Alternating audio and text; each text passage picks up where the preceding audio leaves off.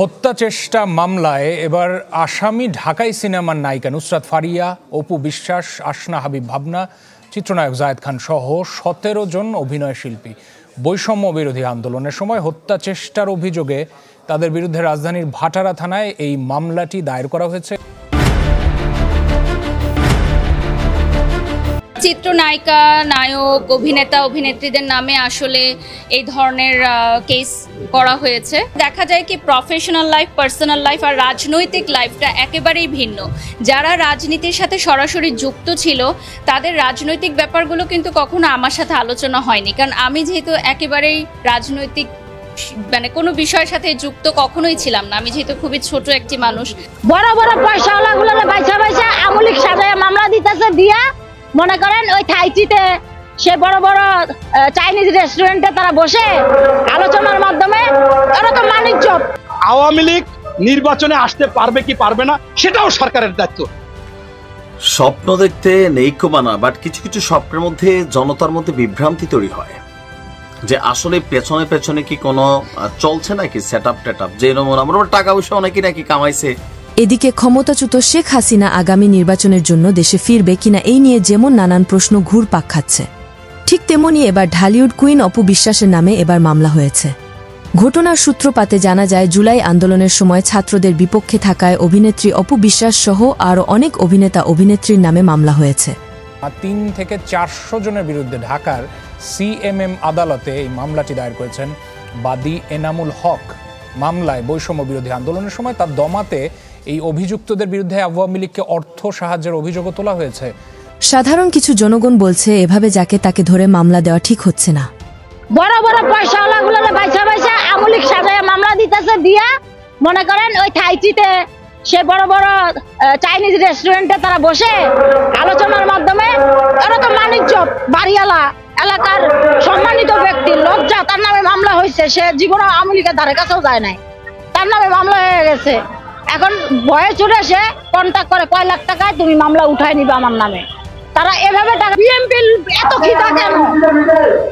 বিএনপির লোকের পেটে এত খিদা কেন? তারা যখন যেই দল আছে সেই দলের নাম ভাঙ্গাইয়া তারা চাঁদাবাজি করে।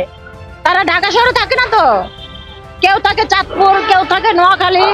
দেশের কিছু আইনজীবী বলেন বৈষম্য বিরোধী ছাত্র আন্দোলনের সমন্বয়কদের আইনের আওতায় আনতে হবে, কারণ তারা নিজেরাই বৈষম্য মানে আসলে কি তারা সেটাই এখনো জানে না। আমি অ্যাডভোকেট এসে Al Amin, supreme court of Bangladesh, high court division. আজকের আলোচনার বিষয় বৈষম্য মানে কি। বৈষম্য বলতে মানুষের মধ্যে এমন পার্থক্যকরণকে বোঝানো হয় যা তার গোষ্ঠী, শ্রেণী বা অন্যান্য ক্যাটাগরির উপর ভিত্তি করে করা হয়। জাতি, লিঙ্গ, বয়স, ধর্ম, অক্ষমতা, সেই সাথে অন্যান্য ক্যাটাগরির ভিত্তিতে মানুষ বৈষম্যের শিকার হতে পারে। ধন্যবাদ। এছাড়াও ছাত্রদের নতুন দল জাতীয় নাগরিক পার্টি এনসিপির বিরুদ্ধে একের পর একে অভিযোগ উঠে আসছে গণমাধ্যমে। স্বপ্ন দেখতে নেইকো বানা, বাট কিছু কিছু স্বপ্নের মধ্যে জনতার মধ্যে বিভ্রান্তি তৈরি হয় যে আসলে পেছনে পেছনে কি কোনো চলছে নাকি সেটআপ টেটআপ, যে আমরা টাকা পয়সা অনেকে নাকি কামাইছে। এপিএস এর নামে 200-300 কোটি। আবার কেউ কেউ বলছেন আসিফ যে সুইজারল্যান্ড গেছিল তাহলে কি সুইস ব্যাংকে অ্যাকাউন্ট খোলার জন্য গেছিল। আসিফ যখন ক্ষমতায় আসার পর সুইজারল্যান্ড ভ্রমণ করছিল, সেই বিষয়গুলো নিয়ে এখন নানান প্রশ্ন উঠছে, কারণ কেউ কেউ বলছেন সুইস ব্যাংকে অ্যাকাউন্ট করতে নাকি সরাসরি যাওয়া লাগে। আবার জনাব তারেক, যে গণ অধিকার পরিষদের সাবেক নেতা, সেই প্রশ্ন তুলেছে সুইজারল্যান্ডে আসিফ কেন গিয়েছিল, রাষ্ট্রীয় কোনো সফর ছিল। এখানে এতগুলা কথা কখন আসলো? যখন আমাদের ছাত্র উপদেষ্টারা বা তাদের সতীর্থরা নানান ধরনের মাঠ গরম করা বক্তব্য দিচ্ছেন।